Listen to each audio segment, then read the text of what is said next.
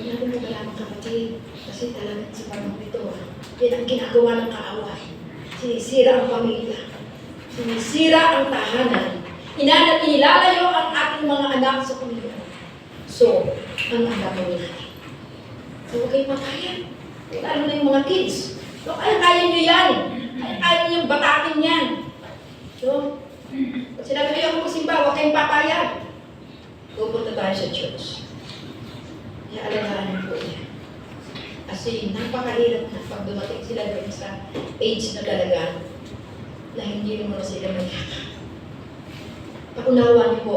At yun naman sa talagang medyo talagang hindi na mayakap, kausapin niyo pa rin.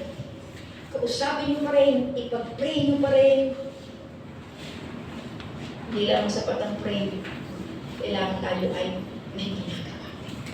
Ano po talagang habang ginagawa ko ito minsan, naalala ko sila. Naalala ko po sila.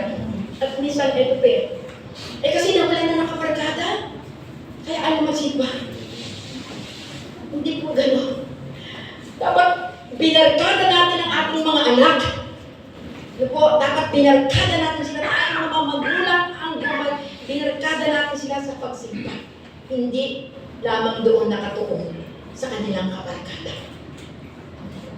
Dapat binarkada natin sila. Kasi yun po, narinig ko talaga kasi nawala ni si ano yung kabarkada mag-church. Kaya ayaw na rin mag-church ng anak ko. Bakit hindi tayo? Hindi natin binarkada ang ating mga. Nakakalungkot lang po kasi ng minsan. Kasi nawala na yung leader ng kabataan. Si magaling yun Sabi ko nga po sa inyo, secondary lang ang church, no? Yung pagpupush sa kanila, nagsisimula niya sa atin sa tahanan. Kaya sabi nga ng ating brother, dahil yung anak niyo dito, bahala na.